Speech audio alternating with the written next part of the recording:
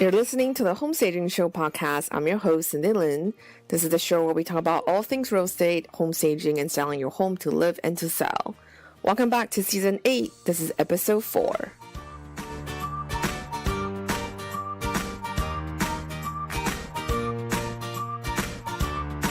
Hey guys, welcome back to another episode of the Home Staging Show. So I'm really excited today to have Kevin Htain on the show.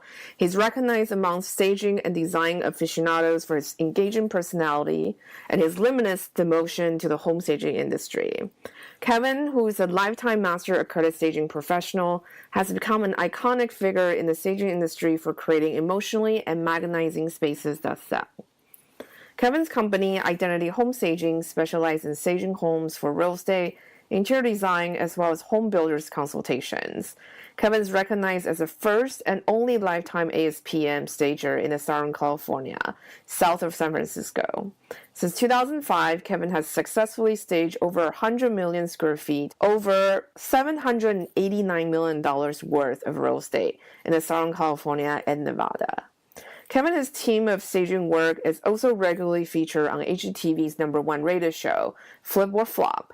Staging for television show has been a wonderfully enriching experience for Kevin's entire team. His work also has been featured on Bravo TV's Flipping Out, and he's currently working with Jasmine Roth, designer for HGTV show House to Home. In 2014, Kevin was selected amongst his peers as the West Coast Home Stager of the Year.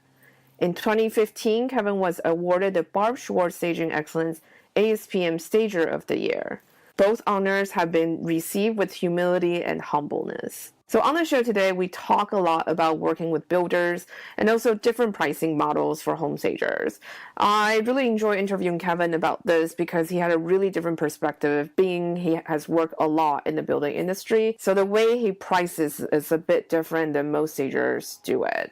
I think most stagers really focusing on what kind of labors are needed and also how much materials like inventory needing to bring in and maybe a bit of a markup. But Kevin really uses the home builders model, which I thought was very interesting. We also talk a lot about what it's like to stage homes for television shows. So yeah, great show today. I really hope you enjoyed it. That's it. Let's start the show.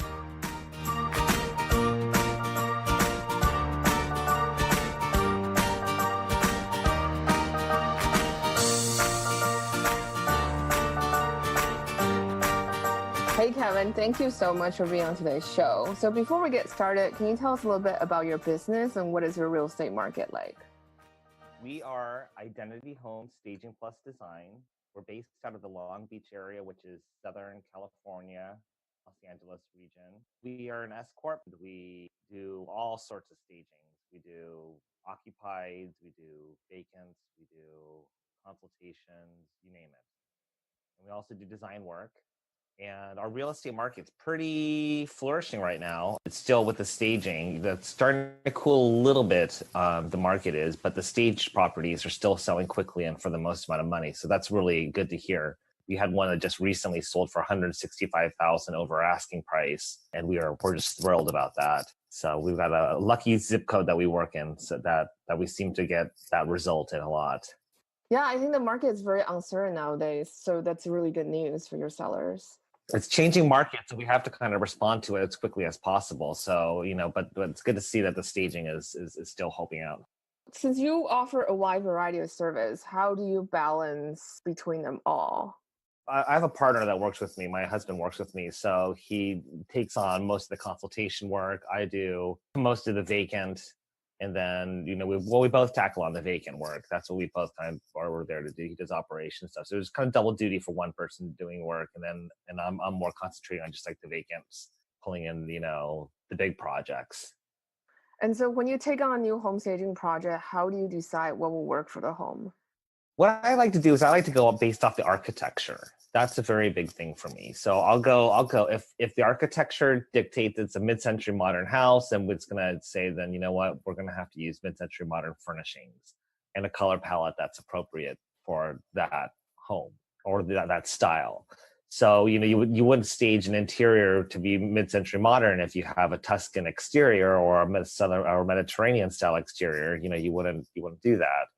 So that's how I stage, and that's how I decide what goes into the property, is based on the various types of architecture that we have here in Southern California, where we're kind of stocked generally for all sorts of the homes that you would see in Southern California. Modern versus Spanish versus Mediterranean, we have traditional style homes on the outside of here too as well too. We have craftsmen, a lot of those. And so we just keep our furnishings to kind of make sure they kind of dictate what's going to go inside of the home. I see. So yeah, no, I think that sounds great. So it sounds like you really base on the architecture of what the neighborhood and also the home. Then do you look at demographic as well? Absolutely.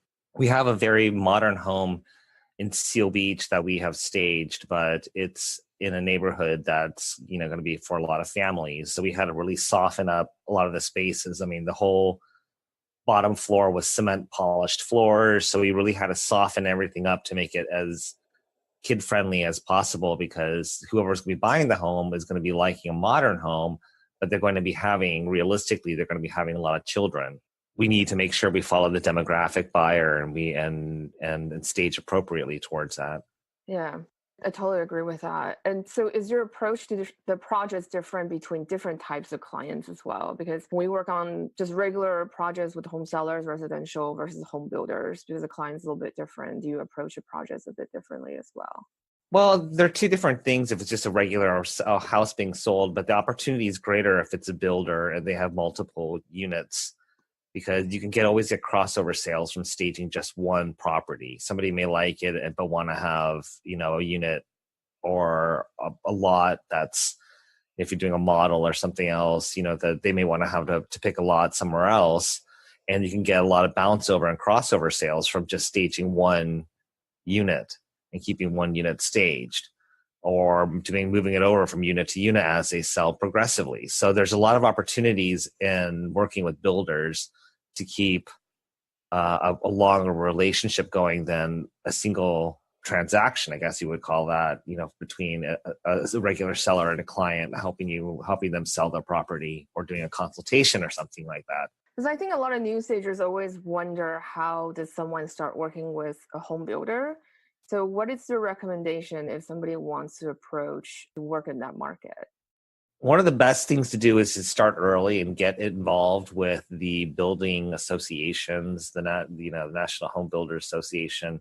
Get yourself involved early, because it takes some time to build up some clientele and some faith within that community and growing, getting yourself involved in that. So just be patient and get yourself involved, but maybe be patient, because it's not going to come immediately. They're going to need to kind of, see some work and make sure you're pretty much ready to take on builder spec models before they hire you. So it might take a while for you to kind of get your foot in the door through the National Home Builder Association, but it's worth it. No, I love that, because I think a lot of times stagers get into market and they think they're going to book jobs immediately, but especially working with a client like home builder, it really is a patience game. Like, you really have to, keep marketing and keep building your brand, and also gain their trust, building the relationship.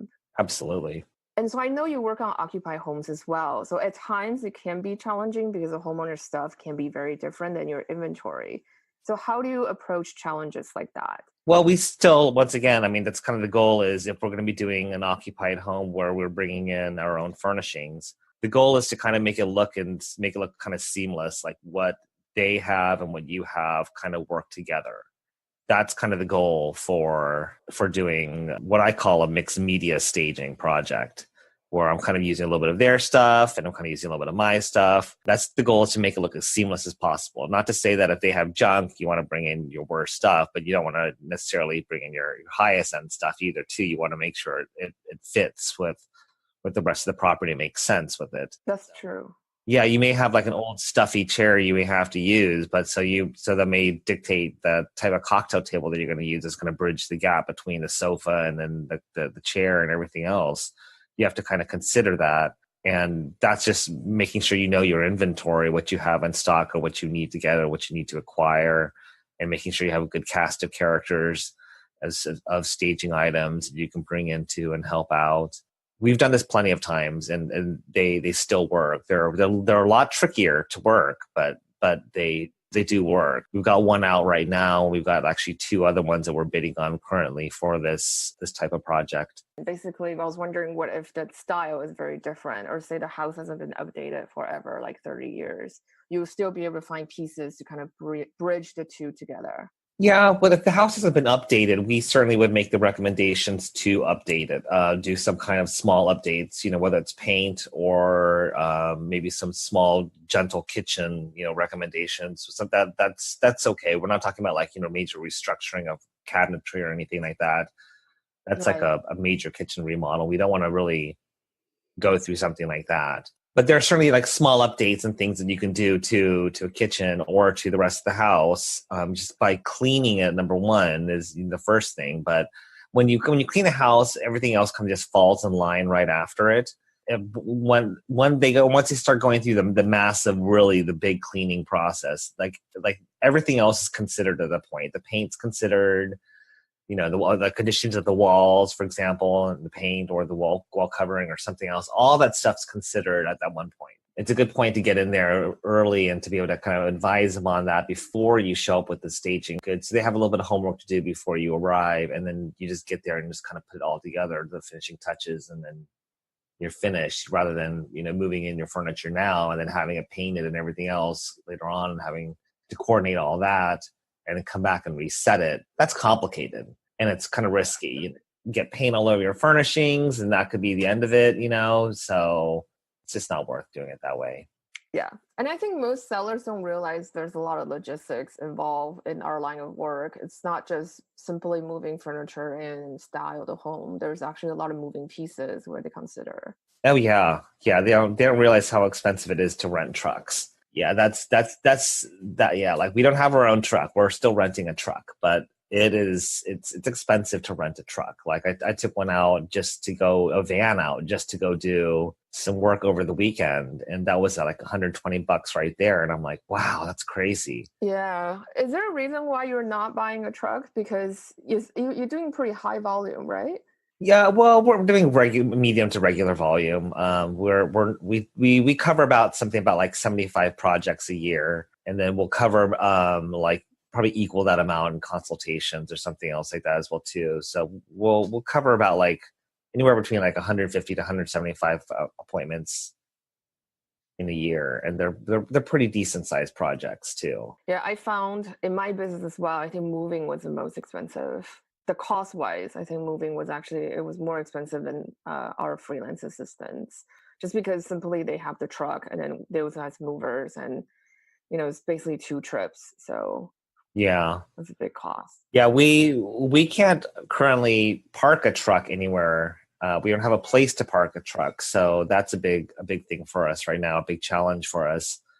We're looking to move towards a new warehouse, but the new warehouse space does not look like it has place for us to permanently park a truck safely.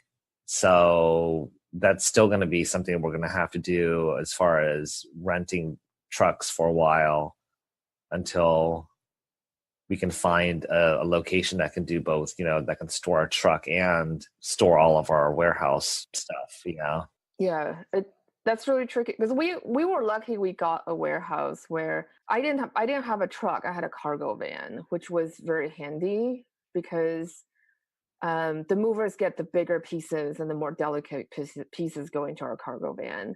But we thought about the risk of parking it outside because our warehouse was in an industrial area. And I've heard of stagers where they load up the entire truck for the job the next day, and then they come back the next morning to drive the truck out, and the whole thing was stolen. Yeah, that's our nightmare. That's a huge nightmare.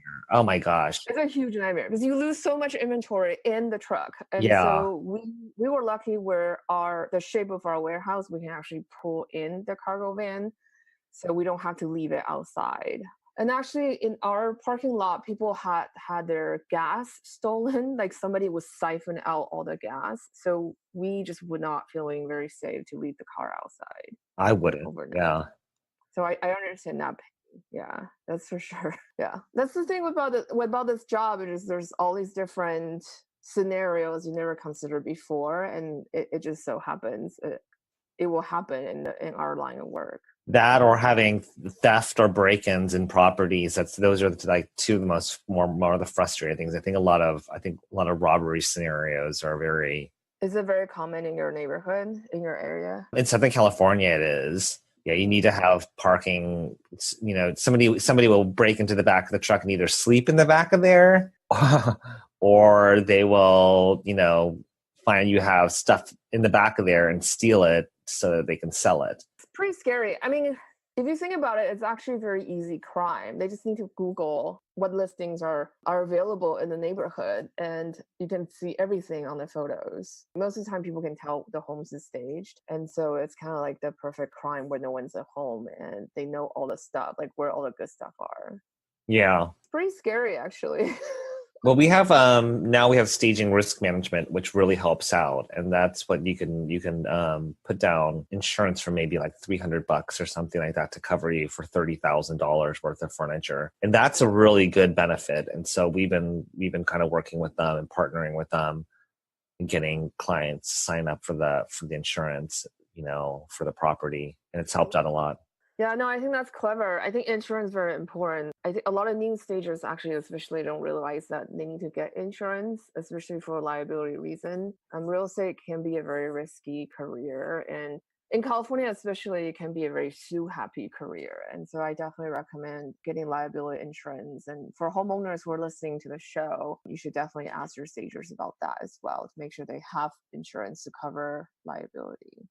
Absolutely. So I'm glad you mentioned that. I think that's something that's really new and that's really beneficial for the industry. And it's actually a great niche for the insurance companies as well. So in your experience, what are some of the common misunderstandings when it comes to staging the house? Depending on the project, that it could be done in a single day. Some things we tackle on that, they're realistically, it's going to take us more than a day to finish a project. Specifically the mixed media, sometimes occupied homes, they take a little bit longer for us to complete. That's why I say they're a little trickier. So I think that there's that one misconception that it could be done very, very quickly. We do move very quickly. That is one thing that we have learned to do very quickly. We used to do like day and a half stages. So then we had to switch it into just by picking up a lot of these filmings, we had to switch to getting it complete in one day. So we had to learn how to become more efficient and how to plan it out and how to really specify everything and make sure it gets into the truck and onto the truck. So that takes a lot of careful planning and communication. So that's one thing that we thankfully do excel at is. So I'm curious, what are some of the things that you found that actually help you to cut down your time? Well, we have this one spreadsheet that we have paid somebody to develop for us because I know how to use Excel or numbers or something like that. But it's a spreadsheet that I use and I just keep it on my phone. It's really been handy for me to be able to calculate square footage and then also to be able to calculate what is going to be and specify what's going to be going into the property. And I can pull up very easily a proposal on my phone and give them kind of a snapshot into what they're looking at before I even step foot out of the house. So that really helps a lot to kind of give the client kind of like a frame of mind of where we're going to be and kind of like a value range. Then I can go back to the property and kind of tighten up the proposal to my house. I can go tighten up the proposal and I can send it out and we can really see what the number looks like. It really kind of helps kind of answer the question ahead of time of how much it's going to be. And I think the clients kind of always, they still want to know, they want to know how much is going to be to stage their property, whether it's 1,200 square foot property or 3,000 or whether it's a 6,000 square foot property. Everybody wants to know how much is it going to be, the bottom line. Yes. Well, I think that's amazing. So you pay someone to develop this formula for you. So it's basically an estimation tool for you to give ballpark. That's crazy. You should be selling that. I wish I could, but I can't. So do you usually calculate your estimate by square footage of the home, or is there a combination of factors? I do square footage plus I do rental of inventory. Square footage charge is just going to be for the time and the talent to get out there to run the property, to do the truck and the truck insurance, it's gas. We want to include, everything. It's all, everything's considered into that. The photography at the end, everything's included. We would tack on the inventory after that. So whatever they're renting from us, we would charge a percentage rate, and then that's what they are renting from us for. But that's pretty cool. So you are able to basically take all your job costs and then distill down to a number that you can multiply by the square footage. I think that's pretty brilliant. We found a per square footage charge that made sense for us to do, to be able to tackle on rooms and tackle on spaces. And that way, we're only charging for the spaces that we're staging, because sometimes we don't stage the house fully. You know, that's a way to kind of help get things into budget. Sometimes for projects, is if they may not be able to afford to do the whole entire property. That's fine. So we'll make sure we do the rooms that make sense, and the rooms that really we really want to make sure we take care of those rooms first. Maybe we don't get to the secondary bedrooms. Maybe they speak for themselves.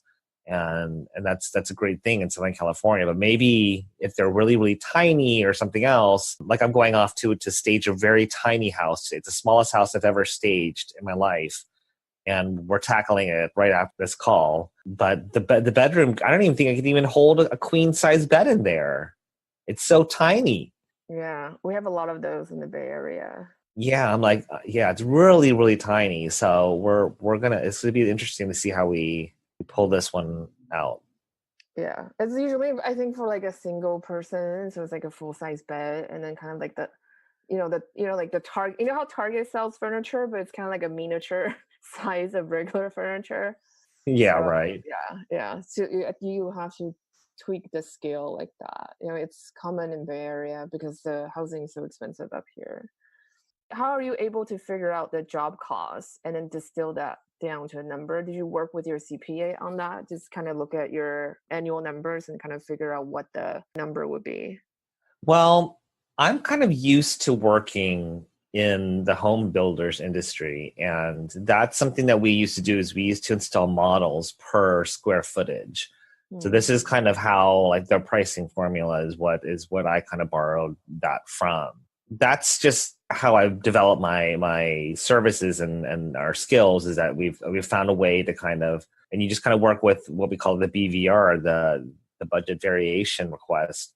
And you just keep working with those numbers until you kind of find something that kind of fits within the target range. And that's what we did. We had to find that out. And every once in a while, we'll have to take an increase. It's, we had to take one from like a couple years ago. We had to take an increase. You have to make adjustment as things kind of rise and fall to make sure. So you have to, make sure your labor costs are all included, make sure that the trucks are included, everything. So everything needs to be considered. And then you need to be able to understand as well, too, the typical average square footage of the properties you are servicing in your region. That's something you need to be very aware of as well, too.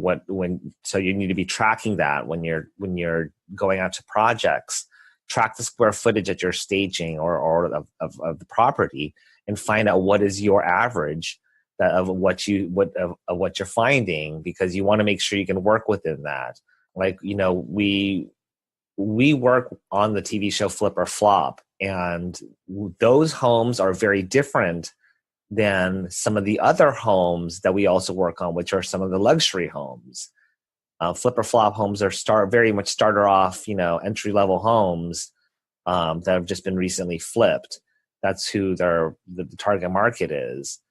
And the ones that we're doing for luxury homes, that's completely different target demographic than the entry level first time home buyer. You just have to make sure you understand the difference between all of them, and make sure you're prepared and you're ready for that. So that's how you kind of figure out the per cost. Is you need to kind of know what type of projects do you typically take on. So that had to be a big change for us, that we had to make a change, was once we started taking on more luxury projects, we had to make sure we were prepared for that. We had suppliers and we had space in our warehouse to accommodate that, and we could take on those type of projects. So a lot of balancing. And that's a different per dollar cost as well, too, than your typical entry level service prices as well, too. So there's more opportunity in business for you to make more money if you are servicing, luxury properties and staging them than you would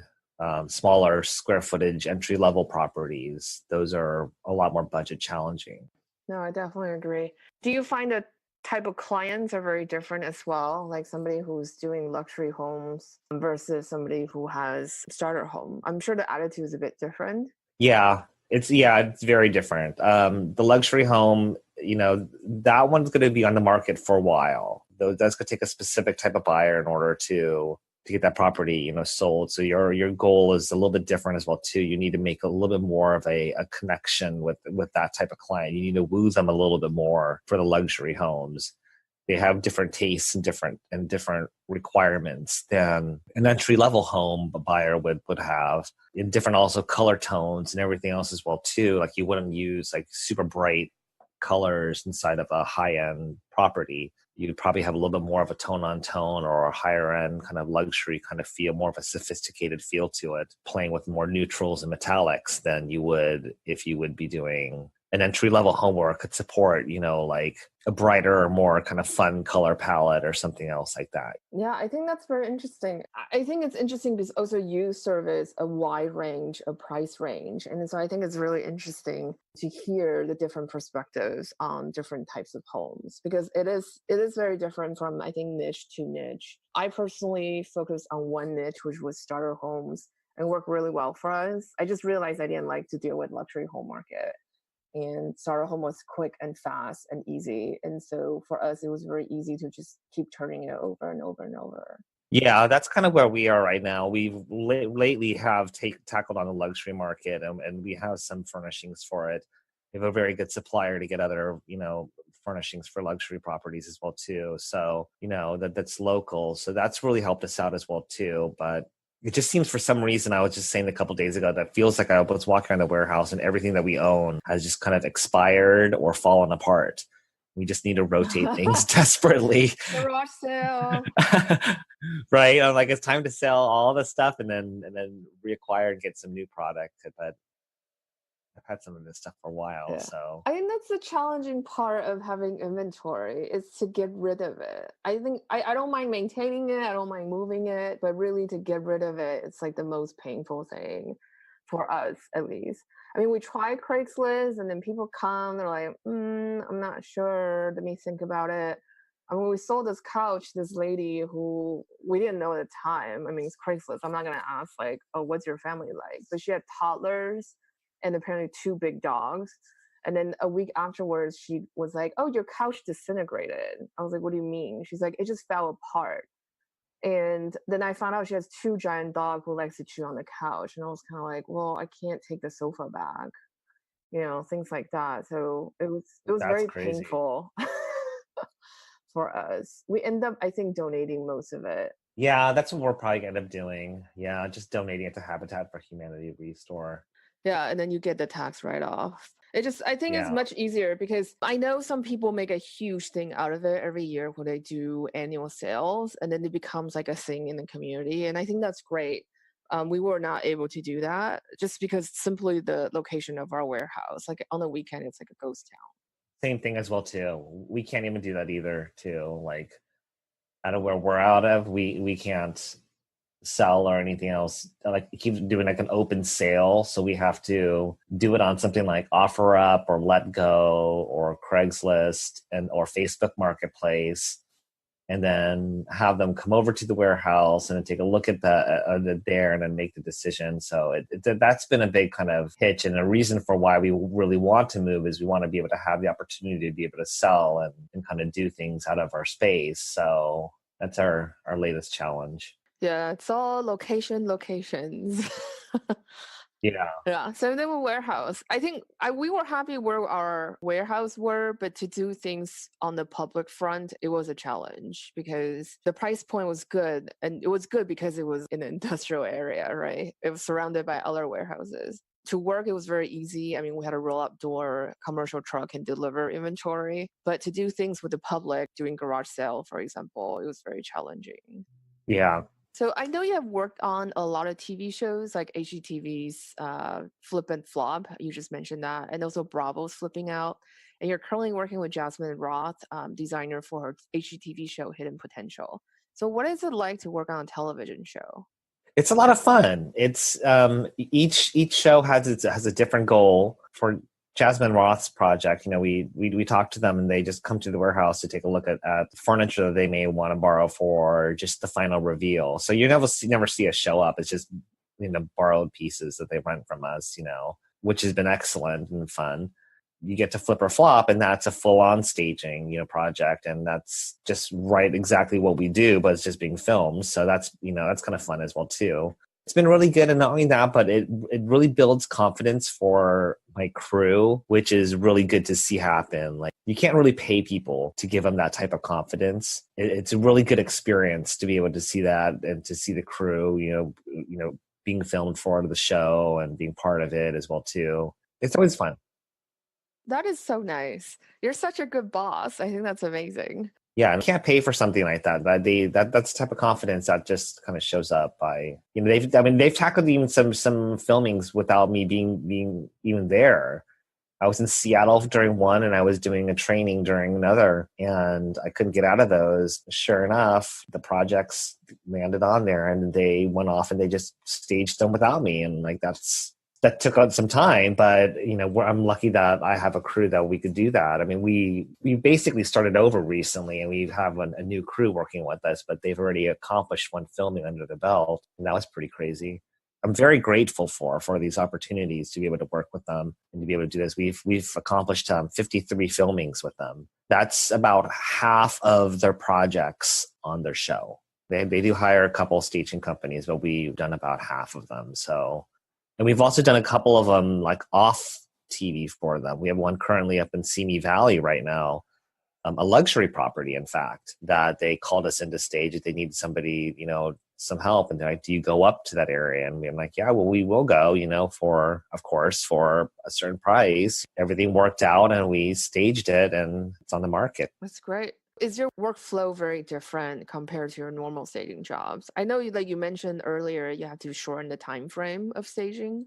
Yeah, that's something that our goal is to do now, is just shorten the time frame of staging. So for each one of them now, we want to be accomplished with them and finished with them within a single day. And so do you price the TV projects differently than your regular staging projects? There's a small benefit for them being on TV. Yes, there is. And then also we are paid also by the production company too.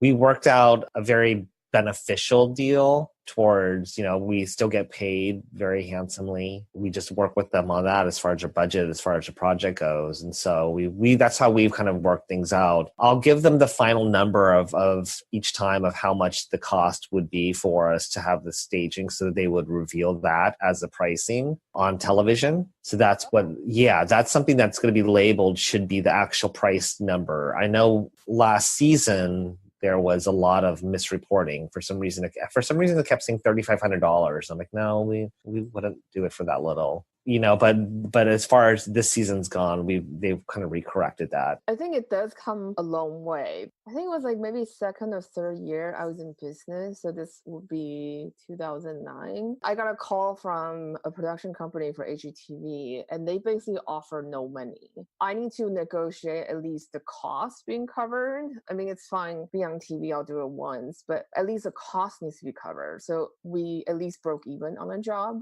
But yeah, basically the production company just comes like, "Oh yeah, you get credit for it, and then we can't pay you." Yeah, And so I think it's up to the individual stager to negotiate your rate and see if you can get more money out. that's true. That is very true. You need to make sure that's kind of like a rumor, because our client pays us 100%. I mean, we are paid. So that's one thing this is an actual transaction that we're doing, a live transaction that we're doing a real staging. We were paid fully. And so that's a big misconception. You need to make sure you do, if you're going to be working on a television show, that they always say for free. You're like, well, no, it's not. There are other shows that do pay their way. They get paid by a production company as well. It's not a lot of money, but you still get paid by the production company to show up. That's what people don't realize. Most of these shows are produced by a production company, and they're the one with the money. Any production company, of course, will be like, well, we want to spend the least amount of money possible. So they'll just tell stagers that we don't have money to pay you, but you get credit in the end. The truth is, who watches a show and stay to watch the credit? no one, right? For me personally, it was a great experience to do it once, and we got paid, we broke even on the job. So it was fine. But I don't think I'll do it again just because they bargained so much. Personally, I didn't find it was worthwhile. It was good enough to say, oh, I've been on HGTV, and that was pretty much for us. Yeah, what's their end game and what's their goal? That's very important to question. I think it's up to individual stager to kind of figure out what's worth it for them.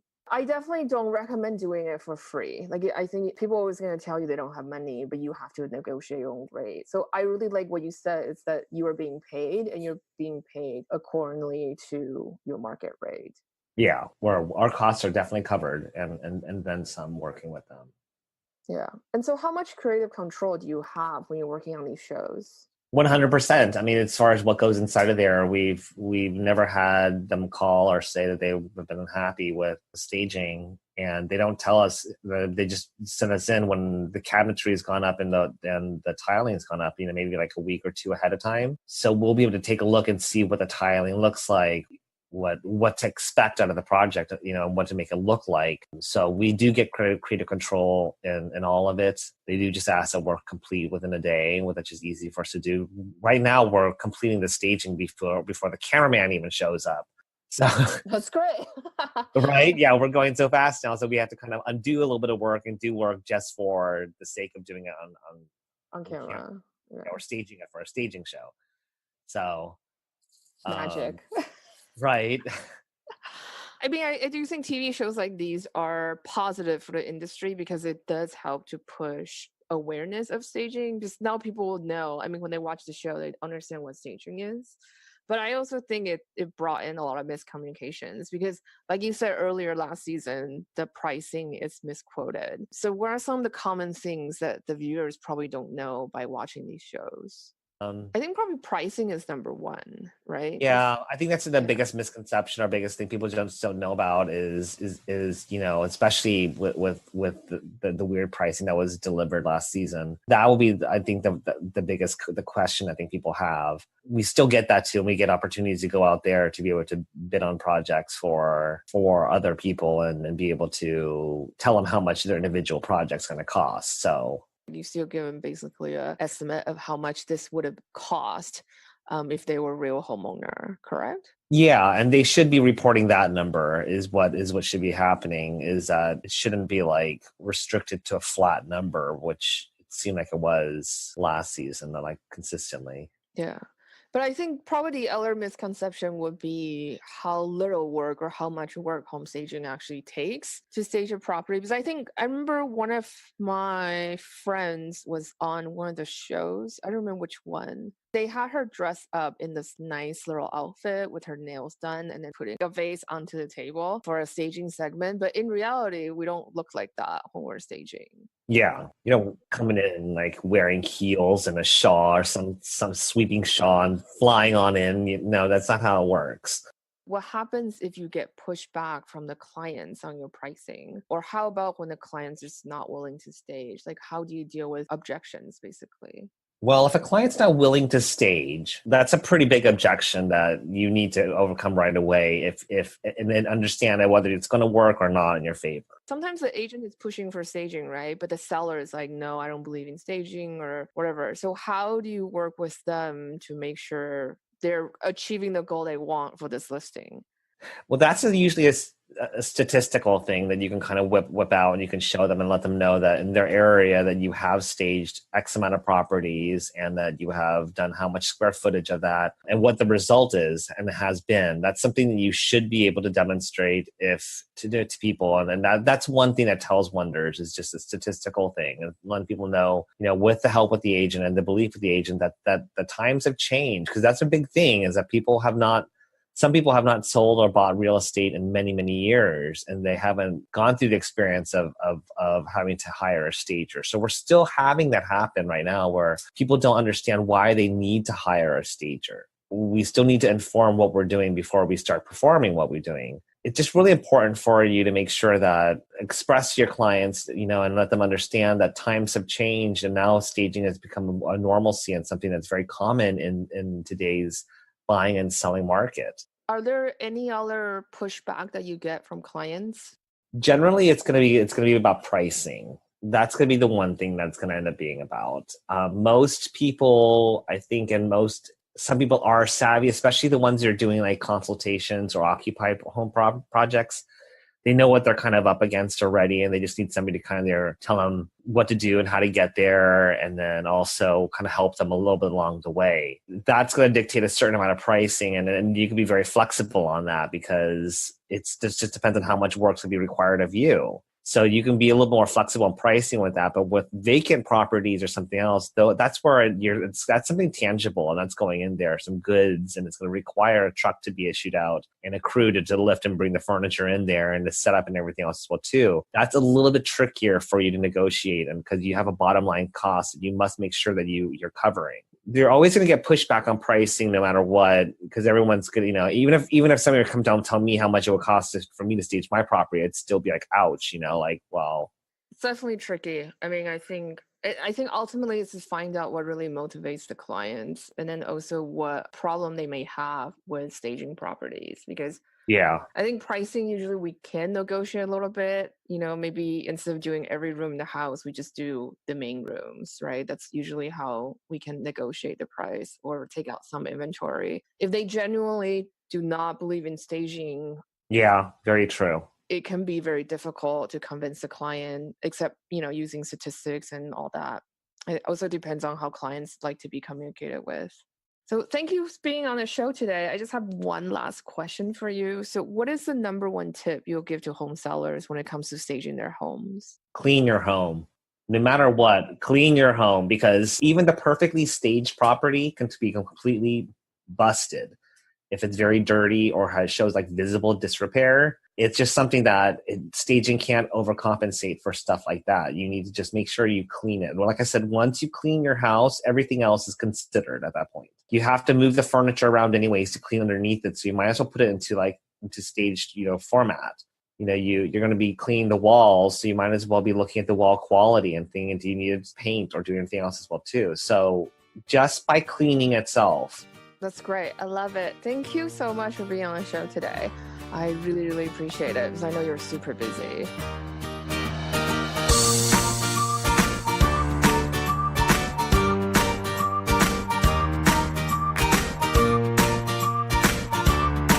So that's it for today's show. Thank you so much for listening. If you haven't left a review on iTunes, please do so. You'll really help others to find our show. If you have any questions, feedback, or suggestions, you can comment on the show notes. You can find our show notes by going to stagemore.com/podcast. And that's it. Have a fantastic week and happy staging.